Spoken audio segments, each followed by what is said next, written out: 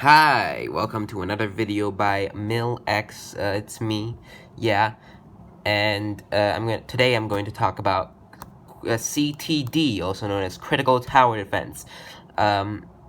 It's another game on the funny Lego website known as Roblox, and unlike the previous two the tower defense games I talk about, it's actually one I enjoy a lot, and personally don't find a lot of major flaws in, actually, unlike the other two. So, what I like about Critical Tower Defense, first of all, is its simplicity but uniqueness. It's a bit hard to describe, but basically the main concept is what you expect from every tower defense game. Place towers, fight off enemies. You can place towers on cliffs. Your standard Roblox tower defense game stuff. But its uniqueness is the towers it brings to the table. They're very unique compared to other tower defense games. And so I'll just name a few. The first, Cyborg. It starts off as a basic, kind of underwhelming unit that just shoots a few shots, reloads, shoots another few shots, reloads.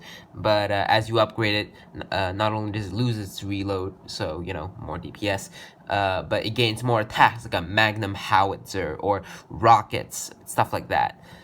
And another one would be the Priest, which locks onto one tower and hyper buffs it, unlike other support towers who, give their buffs in a radius around them. This one just locks onto one tower and gives it a lot of buffs. I mean, like a large damage buff. Another one would be the Phantom. This is the tower you place as someone who, dabbles in a little bit of micro. I do kind of like microing. This is my favorite unit, the Phantom. You place it on the path, and it basically acts as just kind of a barricade obstruction. So enemies will ram into it. It has a HP bar. The enemies will ram into it and die, but it'll also take HP from it, obviously. It can also attack enemies, whittle them down a bit as well. But, the main draw is that whole barricade thing. And as you upgrade it, it not only increases its HP after 200, which is really good.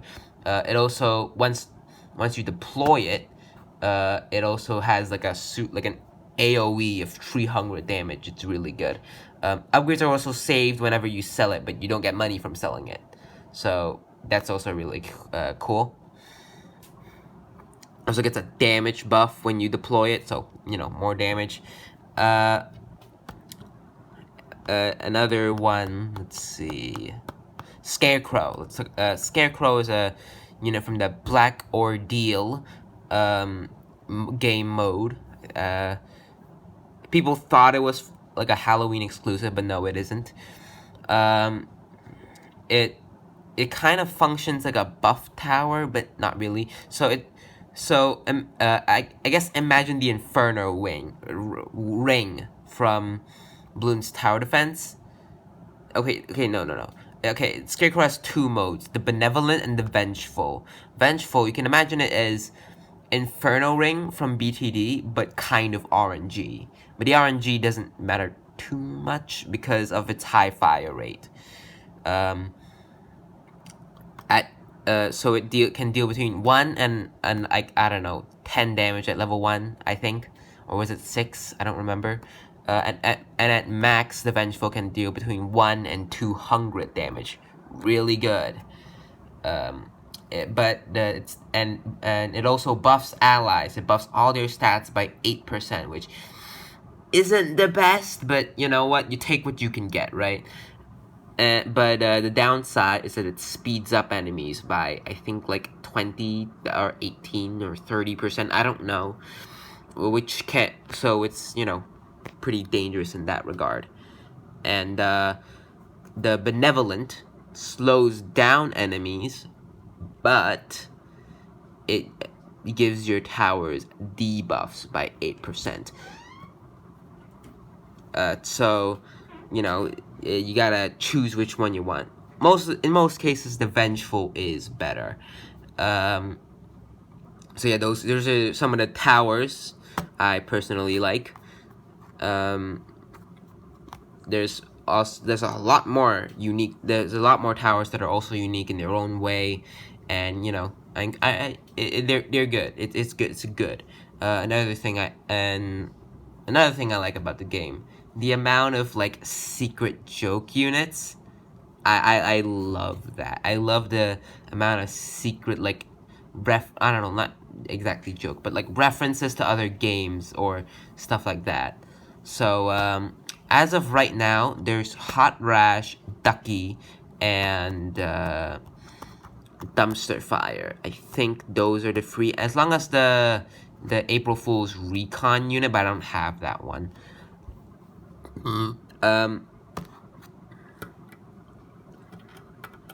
Let's talk about let's talk about the Dumpster Fire first, since it's kind of my least favorite. It's not very viable in my opinion because it drains your cash, but it's basically a joke on how Roblox servers suck. It starts off as a dumpster fire, and it turns into Roblox servers on fire, and it's pretty funny. And let's see. Let's talk about what should we talk about next? These are unscripted. I don't know. Ducky. Sure, let's talk about Ducky next. I think no. Let's talk about Hot Rash next. Ducky is the most interesting. Hot Rash is a tower with 10 upgrades. Most towers have 4 or 5. And he just kind of progressively gets stronger. The upgrades are called "We Will Become Stronger" or something like that. So you know, makes sense. I think it's like a tower from, I don't know, a game called "We Will Become Stronger." And last but not least is Ducky. Our great leader, our great yellow rubbery leader. Yeah. I absolutely love this thing because it's so fun to use. Now, Ducky, once you first get it, I'm not gonna tell you how to get it. Might first seem underwhelming. It's probably the worst tower in the game at like the first 3 levels. But the moment you get the summoning, that's when it starts to become, you know, a little bit good. And hey, if you decided to get it before or during Wave 1, during Insane Mode, you get the chance to get Ascension you get to ascend Ducky. You get to ascend it, and it becomes an almighty god of destruction, and I adore it. It's so fun to use, and it's even better when you buff it with a priest, which is also why I like the priest. You can carry Insane Mode with Max, Ducky, and a priest. I call it the Ducky cult because I mean, but Max Ducky does have 1 global limit, unfortunately. So yeah, but you know, Ducky, pretty fun, pretty fun tower. I like it. There's also I think Conehead's coming soon as well, and there's one more, I don't know. And let's move on to the last topic on why I like this game is the perks. There's a perk system in critical tower defense, which basically allows you to alter your towers. It gives them some kind of benefit for a debuff, so kind of like TF2 weapon unlocks. Some of them, I think like one. I'm pretty sure there's only one which has no downside, which is an exclusive, and the upside is pretty minimal. It's called the Crimson Cat's Eye. You get it from Halloween by reading the Cat's Eye event. At max, because you can upgrade these perks. At max level, it gives 30% range, 30% increased range to the first tower you place. I use it all the time, and honestly, I wish the cat eye that followed you before you place a tower to indicate that you still have that thing ready would appear in a lobby, so you can kind of flex that you've beat the event. Oh, I would love that. The other perks from Halloween are the Pumpkin Bomb perk and the Scout of Spooks perk. I don't have the Scout of Spooks perk because I don't have Scout, and you needed Scout to get it. But as of right now, basically it's kind of like a time bomb, and Pumpkin Bomb just makes Bomber worse overall. But you know, it's a Pumpkin Bomb.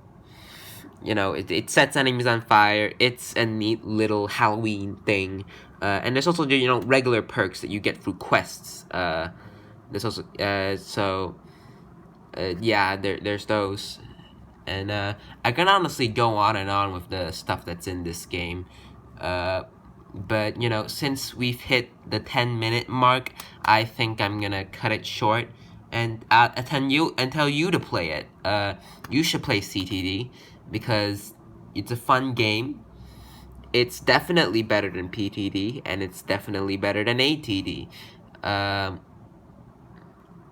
the next game I talk about, tower defense game I talk about, will also be another thing I enjoy. That's also partially related to CTD, kind of partially, but related. And I can't wait to talk about it. But anyways, this has been me rambling about stupid Lego fan game. I'm going to take my leave now. Bye.